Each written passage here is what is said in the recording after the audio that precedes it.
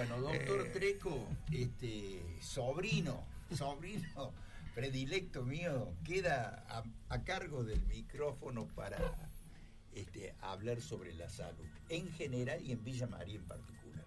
Bueno, muy buen día, gracias por la invitación. Yo tengo el recuerdo de, durante la época de la pandemia, siempre las mejores entrevistas, las más sabrosas, me las hacían acá desde Radio Regional, el operador que tenemos ahora. Bueno, méritos de los periodistas, mérito de Vale y mérito de Mónica, seguramente. Iba al hueso de la cuestión siempre y, claro. Y bueno, a mí no me he aprendido por el pariente acá que me ha dado la vida, mi tío. Aprendí a leer leyendo los Isidorito Cañones y los Patorucitos con él, y con dictados que me hacía de palabras que no se pueden repetir. Y bueno, me ha sido, aparte de mi tío, es como un amigo, ¿no? Porque compartimos más o menos las mismas maneras de pensar sobre en cuanto a la realidad que nos toca vivir, la compleja realidad que nos toca vivir. Bueno, creo que podemos compartir también que a partir del gobierno de Milei estamos en un panorama de crisis sanitaria extrema, digamos. Sí. No sé si esta realidad se refleja en Villa María de la misma manera. No, yo creo que se refleja en todo el país. Claro. Y esto no es algo nuevo, es una réplica, pero más brutal de lo que ocurrió en la década de los 90. Nosotros tenemos un sistema sanitario que siempre se rigió bajo un principio que es la solidaridad. Y cada vez que tuvimos algún gobierno que se inclina más a la derecha, ese principio de solidaridad es dejado de lado y cada uno tiene que proveerse la salud como pueda, y si no puede no tiene acceso a la salud. De hecho, el modelo es el país del nuevo presidente Trump, ¿no? Pero claro, nosotros es un modelo a tomar, ¿no? Que la salud es totalmente un bien privado, donde claro, Estados Unidos no viene con una tradición solidaria en materia de tanto salud. Tenés, tanto vales. Claro. Ellos desde los hermanos Mayo, de la clínica Mayo, son los que establecen que tanto tenés que pagar por cada sobreuso de tecnología, sobre, digamos, una visión curativa y patocéntrica. Y Argentina tiene otra tradición. Nosotros, el primer ministro de salud que tuvo el país fue Ramón Carrillo. Ramón Carrillo, que es un mito para todos los estudiantes de medicina, al menos hasta mi generación. Él estableció las bases sanitarias con un plan quinquenal, que fue el primer plan, digamos, para establecer una política de Estado, ¿no? Donde hay una visión muy solidaria, la salud es una construcción social y entre todos colaboramos para que todos estemos sanos. Eso cada gobierno, digamos, con supuestas inclinaciones liberales, que no son gobiernos liberales, son conservadores o bien de derecha, y aparte con algunos intereses bastante espurios, ¿no? Lo vivimos en la década de los 90, una década infame, donde por ejemplo el Hospital Nacional de Clínicas no era gratuito, los servicios se habían dividido, se había fragmentado todo en especialidades, todo a contramano de lo que dice el mundo, ¿no? Que favorece todo lo que es la atención primaria, el médico generalista. No, ellos van a la ultra especialización, que es lo que pasa en Estados Unidos. Pero claro, si uno toma ese modelo, tiene que asumir lo que los norteamericanos miran para un costado. Ellos tienen 80 millones de personas, los homeless, principalmente negros y latinos, claro, que no tienen casa, no tienen hogar, no tienen acceso a la salud, y como no tienen DNI, porque en Estados Unidos no existe el DNI y no tienen salud pública, se mueren y no les cuentan la mortalidad. Yo digo, ese principio solidario que tuvimos una política de Estado durante los 20 años de... Yo no sé opinar sobre economía, no podría, pero en cuanto a lo que se hizo en salud, los 20 años inicia Néstor Kirchner y después continúa Cristina, y también en cierta forma Alberto Fernández, más allá de las críticas que le hacen por temas que no tienen nada que ver con el gobierno, ¿no? Sus problemas personales, que es lo que más lo están hostigando. Nosotros tuvimos una crisis como fue esta crisis mundial del COVID, y salimos muy bien parados, de hecho reconocidos por Naciones Unidas, la Organización Mundial de la Salud, por entes que midieron cómo fue, y Argentina fue uno de los países del mundo que mejor manejó la pandemia.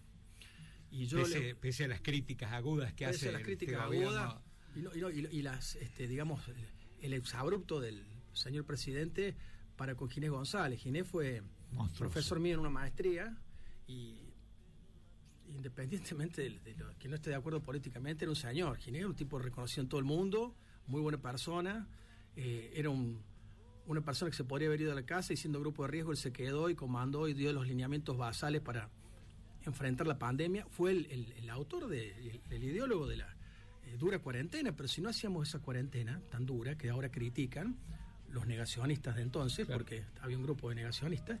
Yo le voy a dar un ejemplo de lo que nosotros vivimos en Villa María. En Villa María se triplicó el número de camas de terapia intensiva, y cuando digo camas no es camas, médico, respiradores artificiales e insumos médicos. Y así todo, tuvimos 5 días el 100% de las camas ocupadas. Si no hubiéramos tenido esa cuarentena tan dura que retrasó y nos dio tiempo para organizarlo, porque veníamos de un gobierno de derecha, Mauricio Macri, que había destruido nuestro sistema de salud solidario y había desfinanciado, porque ahora empieza a correr lo mismo. Lo que pasa es que va todo tan vertiginoso que la gente no tiene tiempo ni siquiera de darse cuenta, ¿no? Empiezan con el tema del autofinanciamiento. Ahora sí, resulta que los hospitales se tienen que autofinanciar. A ver, la salud es una inversión del Estado para que el pueblo sea saludable y casualmente pueda producir, la economía crezca y todos tengamos un estilo de vida digno. Pero ellos lo invierten y es un gasto. Entonces, dice, el hospital que no se autofinancie no puede existir. Que yo digo, hay que ser eficiente y cuidar los recursos porque no son de uno. Yo siempre he trabajado en la parte pública y me siento muy orgulloso de eso. Pero el grave problema que tenemos es que no hay políticas de Estado, y lo que más asusta, que ustedes lo decían hace un ratito, es cómo. Yo podría entender los exabruptos de Milei, porque yo hace 33 años que soy médico y si algo uno aprende es a ver gente y a ver la semblanza de la gente.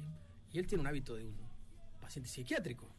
Claro. Esa es la realidad. Es duro decirlo, tener un presidente así, pero lo más triste es todos los que lo siguen. Porque se ha alineado, y no tiene que ver con partidos políticos.